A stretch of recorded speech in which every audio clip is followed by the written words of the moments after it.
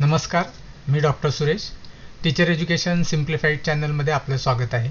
ह्या व्हिडिओमधून आपण UGC net set paper 1 मधील घटक क्रमांक 2 संशोधन अभियोग्यता याच्या 30 प्रश्नांवर आधारित MCQs आणि त्याच्या माध्यमातून आपण संकल्पना समजून घेण्याचा प्रयत्न करणार आहोत. 30 सराव प्रश्न आहेत, ज्या सराव प्रश्नांच्या अचूक उत्तराच्या संदर्भात आपण चर्चा करून ती संकल्पना समजून घेणार आहोत. आपण जर चॅनलला सबस्क्राईब केलं नसेल तर सबस्क्राईब जरूर करा आणि या मालिकेतील सेट 1 सुद्धा जरूर बघा, ज्यामध्ये मी संशोधन अभियोग्यतेच्या संदर्भातील संकल्पना स्पष्ट करून त्यानंतर 30 प्रश्नांचे सराव प्रश्न घेतलेले आहेत. तर आता सुरू करूया प्रश्न क्रमांक 1 पासून. प्रश्न क्रमांक 1, संशोधन किंवा रिसर्च म्हणजे काय? याचा योग्य उत्तर आहे समस्येचे वैज्ञानिक अन्वेषण करून नवीन ज्ञानाची निर्मिती करणे. हा संशोधनाचा मुख्य उद्देश आहे. याच्या व्यतिरिक्त ह्या ज्या प्रोसेस आहेत ते संशोधनाच्या प्रक्रियेचा भाग आहे, पण महत्त्वाचा संशोधनाचा जो अर्थ आहे तो समस्येचे वैज्ञानिक अन्वेषण करून माहिती करून त्याची नवीन ज्ञानाची निर्मिती करणे हाच मुख्य उद्देश आहे. प्रश्न क्रमांक 2, खालीलपैकी संशोधनाचे प्रमुख उद्दिष्ट कोणते? नवीन ज्ञानाची निर्मिती आणि पडताळणी करणे हे संशोधनाचं प्रमुख उद्दिष्ट आहे. विद्यमान सिद्धांतांचं वर्गीकरण करणे, तथ्यांचे संकलन करणे, संग्रहण करणे, माहितीचे प्रसारण करणे ह्या सुद्धा त्याचे उपहेतू आहेत. पण महत्त्वाचा हेतू आहे जो नवीन ज्ञानाची निर्मिती करणे आणि पडताळणी करणे आणि मग ते ज्ञान इतरांसाठी उपलब्ध होऊ शकतं. प्रश्न क्रमांक 3, खालीलपैकी कोणते संशोधनाचे वैशिष्ट्य नाही? वस्तुनिष्ठता, सत्यापन क्षमता, सामान्यीकरण आणि व्यक्तिनिष्ठता. यामधील व्यक्तिनिष्ठता हे संशोधनाचं उद्दिष्ट नाही. संशोधन हे वस्तुनिष्ठ असतं. जी माहिती असेल ती चांगली वाईट, नैतिक अनैतिक, कायदेशीर बेकायदेशीर अशा पद्धतीने कोणत्याही पूर्वग्रहाने कोणत्याही निकषावर तपासून न पाहता जी माहिती जशीच्या तशी सांगणं याला वस्तुनिष्ठता म्हणतात, जो की संशोधनाचा महत्त्वाचा उद्दिष्ट आहे, महत्त्वाचं वैशिष्ट्य आहे. प्रश्न क्रमांक 4, ज्ञानासाठी ज्ञान हा दृष्टिकोन कोणत्या प्रकारच्या संशोधनासाठी संबंधित आहे? संशोधनाचे प्रकार मी मागच्या व्हिडिओमध्ये स्पष्ट केलेले आहेत, जो व्हिडिओ आपण जरूर बघा. यामधील ज्ञानासाठी ज्ञान हे मूलभूत संशोधनाचे उद्दिष्ट असतं. त्यामध्ये एक उत्सुकता असते, कोणत्या तरी एका प्रश्नाच्या शोधासाठी हे संशोधन केलं जातं, उत्सुकतेपोटी आलेलं असतं. कृती संशोधन हे एका विशिष्ट गटापुरती, त्या काळापुरती, त्या समूहापुरतं मर्यादित संशोधनाचं उत्तर शोधण्यासाठी केलं जातं. उपयोजित संशोधन हे मोठ्या प्रमाणात केलं जातं, पण त्याच्यामध्ये मूलभूत संशोधनामधून आलेले जे निष्कर्ष आहेत, उपपत्ती आहेत, त्याचा उपयोग करून उपयोजित संशोधन हे लागू केलं जातं. म्हणून या ठिकाणी ज्ञानासाठी ज्ञान, फक्त ज्ञान मिळवण्यासाठी जे ते मूलभूत संशोधन किंवा फंडामेंटल रिसर्च असं ज्याला म्हणतात तो प्रकार आहे. प्रश्न क्रमांक 5, खालीलपैकी उपयोजित संशोधनाचे सर्वोत्कृष्ट उदाहरण कोणते? उपयोजित संशोधन म्हणजे जे मूलभूत संशोधनातून आलेले जे निष्कर्ष असेल त्याचा उपयोग प्रत्यक्षिक व्यावहारिक जीवनात करून त्या माध्यमातून एखाद्या क्षेत्रातील समस्या निवारण करणे हवे. आता यामध्ये जर आपण उदाहरण बघितलं तर शाळेची गळती कमी करण्यासाठी कार्यक्रम विकसित करणे हे उपयोजित संशोधनाचे उदाहरण आहे, कारण यामध्ये ही समस्या आहे आणि ही समस्या वर उपाय शोधण्यासाठी हे संशोधन केलं जाणार आहे. कृती संशोधनाचे प्रमुख वैशिष्ट्य कोणतं? सार्वत्रिक सिद्धांत निर्मिती, प्रयोगशाळा आधारित नियंत्रण, स्थानिक समस्यांचे तत्काळ निराकरण किंवा ऐतिहासिक घटनांचे विश्लेषण. यामध्ये स्थानिक समस्यांचे तत्काळ निराकरण.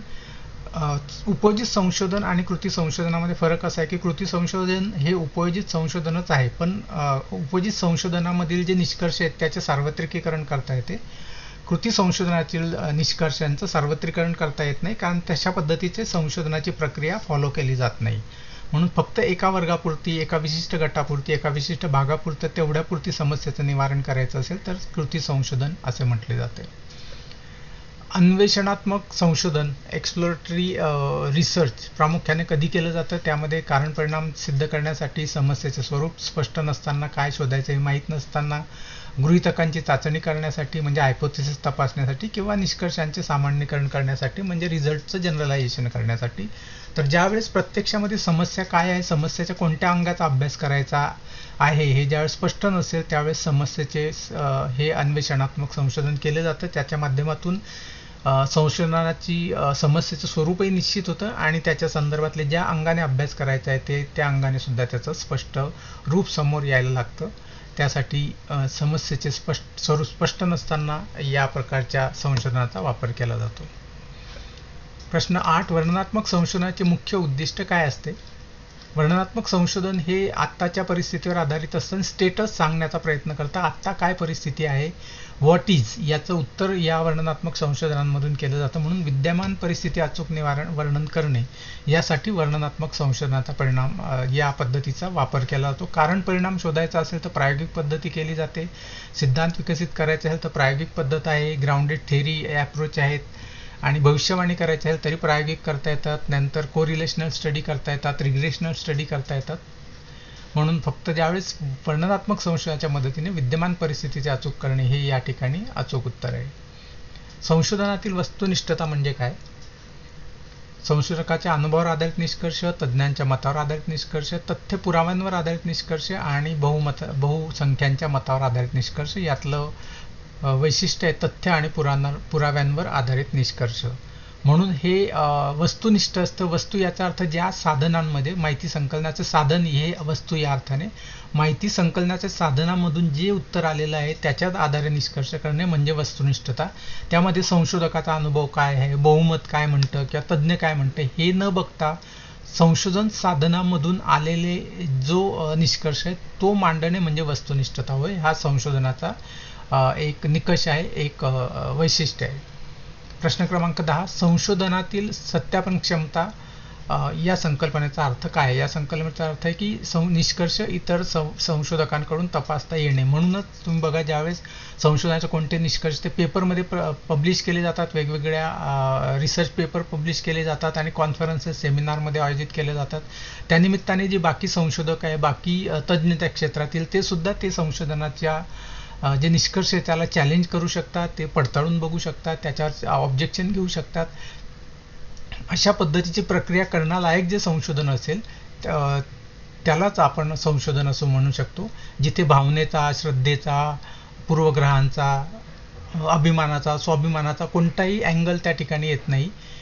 जे संशोधनाचे निष्कर्ष आहे ते कुणीही पडताळून बघू शकतं आणि ते खरे आहेत खोटे याच्याविषयी चॅलेंज कुणीही करू शकतं.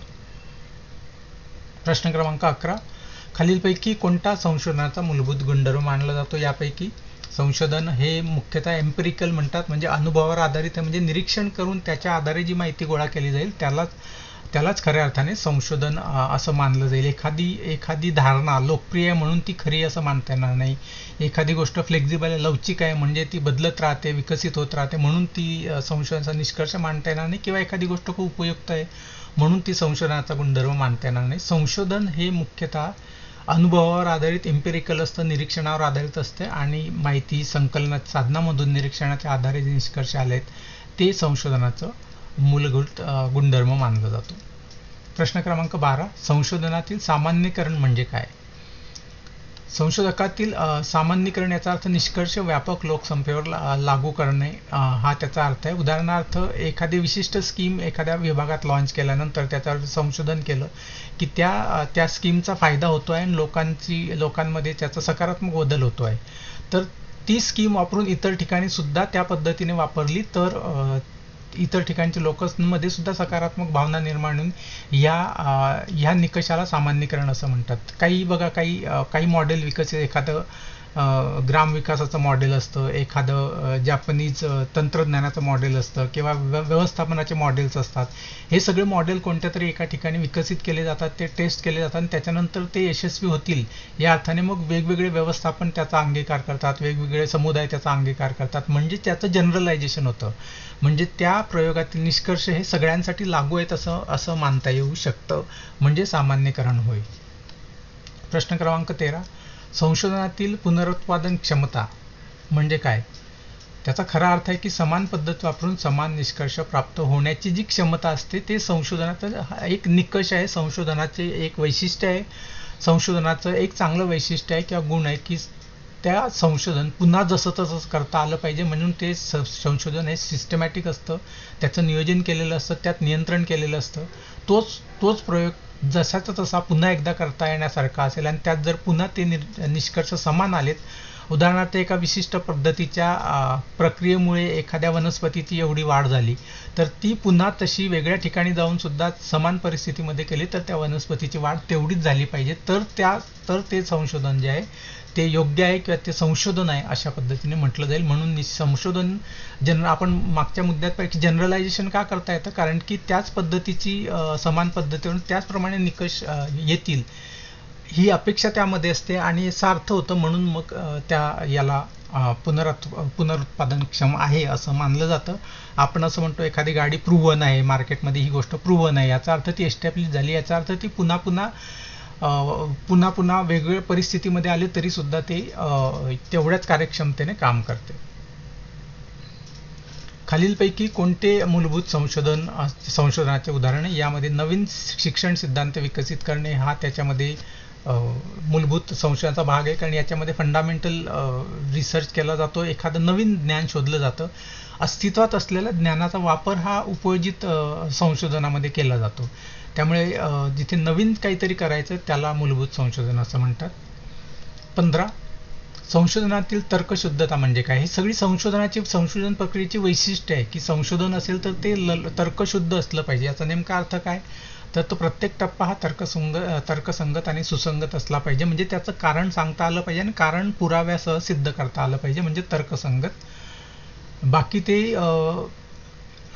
केवळ स्टॅटिस्टिकली प्रूव्ह केलेलं आहे का? कधी कधी GDPच्या संदर्भात किंवा पर कॅपिटा इन्कमच्या संदर्भात किंवा वेगवेगळ्या आकडेवारी करताना एक आकडेवारी वेगळी असते आणि वस्तुस्थिती वेगळी असते. याचं कारण असं आहे की कधी कधी सांख्यिकीय विश्लेषण वेगळे सांगतं आणि वस्तुस्थिती वेगळी असते.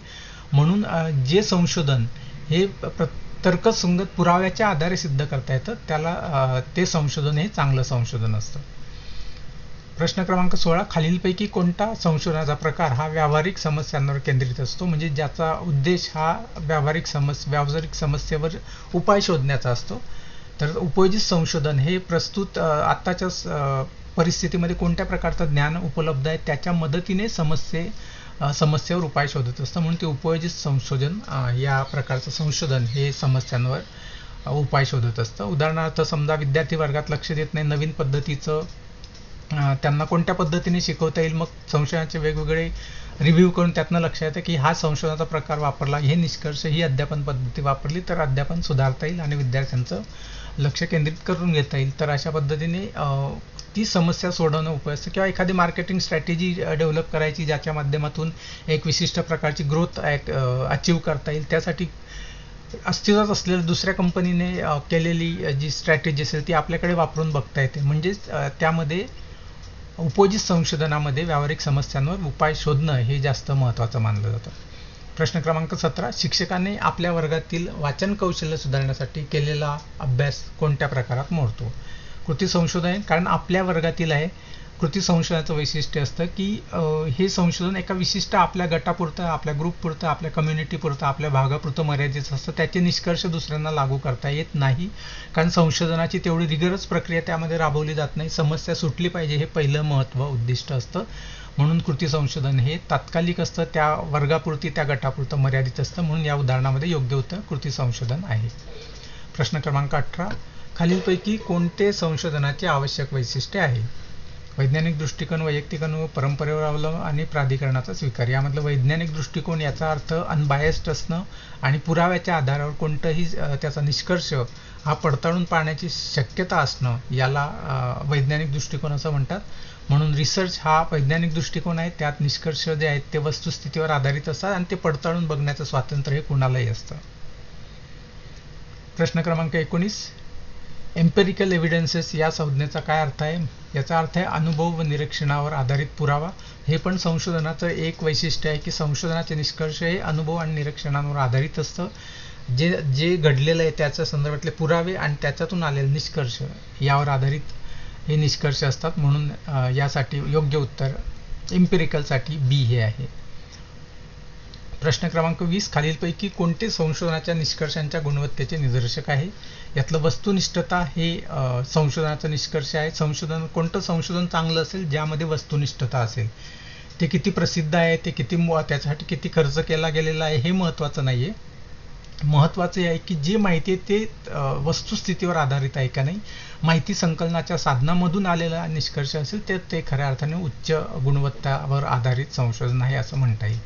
प्रश्न क्रमांक 21, मूलभूत आणि उपयोजित संशोधनातील मुख्य फरक कोणता आहे?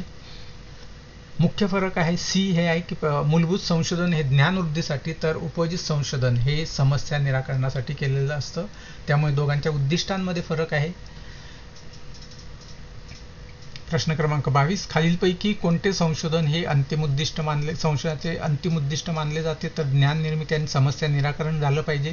त्यासाठीचे हे बाकीचे टप्पे आहेत. माहिती संकलित करणे, निष्कर्ष प्रकाशित करणे, आकडेवारी गोळा करणे, हे सर्व जे आहे ते हे ज्ञान निर्मिती आणि समस्या निराकरणासाठी असते. प्रश्न क्रमांक 23, सिस्टमॅटिक एन्क्वायरी या संकल्पनेचा संबंध कशाशी आहे? याचा संबंध संशोधनाशी आहे. संशोधनामध्ये इन्क्वायरीच असते, ही एका पद्धतीची माहिती गोळा करून, आणि फक्त याचं सिस्टमॅटिक असतं म्हणजे त्याचं नियोजन असते प्रत्येक टप्प्याचं, आणि वस्तुनिष्ठ निरीक्षणाची साधनं त्या ठिकाणी असतात. प्रश्न क्रमांक 24, खालीलपैकी कोणते विधान कृती संशोधनाबाबत योग्य आहे? या बाबतीत योग्य म्हणजे ते तात्कालिक आणि स्थानिक समस्यांवर उपाय शोधतं. बाकीच्या संशोधनांसाठी जे आहे प्रयोगशाळेत केलं जाणार असेल, दीर्घकालीन असेल, सार्वत्रिक असेल, हे उद्दिष्ट कृती संशोधनाचं नाही.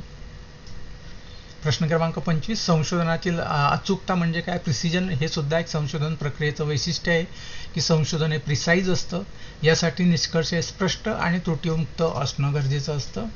संशोधन लवकर करणं किंवा मोठा नमुना वापरणं किंवा अनेक संदर्भ वापरणं, अनेक साधनं वापरणं हा प्रिसिजनचा अर्थ नाही. अचूकतेसाठी निष्कर्ष हे बिनचूक असणं, त्यामध्ये दोष नसणं, त्यामध्ये बायस नसणं, हा प्रिसिजनचा अर्थ आहे.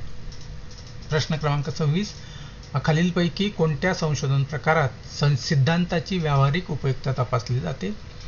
यामध्ये याचं उत्तर आहे उपयोजित संशोधनामध्ये विद्यमान सिद्धांताचा म्हणजे ज्या थेरीज असतील, जे मॉडेल्स असतील, जे प्रोग्राम्स असतील, ते वापरून बघितले जातात आणि त्याच्या माध्यमातून आपल्याला जे उद्दिष्ट साध्य करायचं आहे ते उद्दिष्ट साध्य होतं का नाही हे बघितलं जातं. म्हणून उपयोजित संशोधनामध्ये विविध उपपत्ती, विविध मॉडेल यांची तपासणी केली जाते. प्रश्न क्रमांक 27, संशोधनातील निष्पक्षता म्हणजे काय? सर्वाधिक कोणत्या वैशिष्ट्याशी संबंधित आहे? वस्तुनिष्ठता, लवचिकता, उपयुक्त, सामान्यीकरण. तर वस्तुनिष्ठतेशी संबंधित आहे. निष्पक्षता याचा अर्थच अनबायसनेस आहे की कोणताही पक्ष नाही घेतलेला आहे, कोणत्याही विशिष्ट प्रकारचा निष्कर्ष आला पाहिजे अशा पद्धतीने केलेलं संशोधन नाहीये.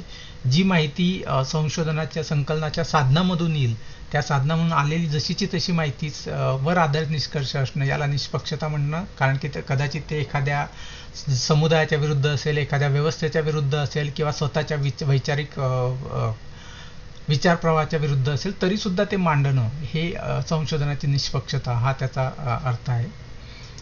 प्रश्न 28, खालीलपैकी कोणते विधान संशोधनाबद्दल अयोग्य आहे, जे लागू होत नाही? संशोधन हे नेहमी व्यक्तिनिष्ठ असतं, हे विधान संशोधनाला लागू होत नाही. संशोधन हे वस्तुनिष्ठ असतं, व्यक्ती बदलले तरी निष्कर्ष ते व्यक्तीने काढायचे नसतात, व्यक्तीवर अवलंबून नसतात, साधनातून आलेल्या माहितीवर आधारित असतात. म्हणून व्यक्तिनिष्ठ असणं हे चांगल्या संशोधनाचं वैशिष्ट्य नाही, त्याचं वैशिष्ट्य आहे वस्तुनिष्ठता.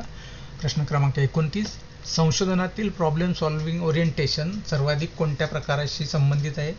उपयोजित संशोधन हे समस्या सोडवण्याकडे जे उपलब्ध ज्ञान आहे, थेरीज आहेत, त्याचा वापर करून उपयोजित आता सध्या कोणत्या समस्या त्या सोडवण्यासाठी प्रयत्न केले जातात. म्हणून या ठिकाणी उपयोजित संशोधन हे याचं उत्तर आहे. आणि या सेटमधील शेवटचा प्रश्न, या व्हिडिओतील शेवटचा प्रश्न, नेट सेटच्या दृष्टीने संशोधकाची सर्वसमावेशक व्याख्या कोणती आहे? माहिती संकलनाची प्रक्रिया, निरीक्षण, नोंद, यामध्ये वैज्ञानिक वस्तुनिष्ठ आणि पद्धतशीर चौकशीद्वारे ज्ञान निर्मिती करण्याची प्रक्रिया ही आपल्याला सर्वोत्कृष्ट किंवा सर्वंकष व्याख्या आहे असे म्हणता येईल. कारण यामध्ये संशोधनाची जी वैशिष्ट्ये त्या सर्वांचा समावेश या व्याख्येमध्ये केलेला दिसतो. अशा पद्धतीने आपण संशोधनाच्या दोन आस्पेक्टचा, दोन बाजूंचा विचार या व्हिडिओमध्ये केलेला आहे. आपण जर चॅनल सबस्क्राईब केलं नसेल तर जरूर करा. यापुढील संशोधनाशी संबंधित पुढील मुद्द्यांचे सुद्धा व्हिडिओ, पुढील युनिटचे व्हिडिओ मी बनवणार आहेत. लवकरच आपण चॅनल सबस्क्राईब करा आणि आपल्याला माझ्याकडून खूप खूप शुभेच्छा.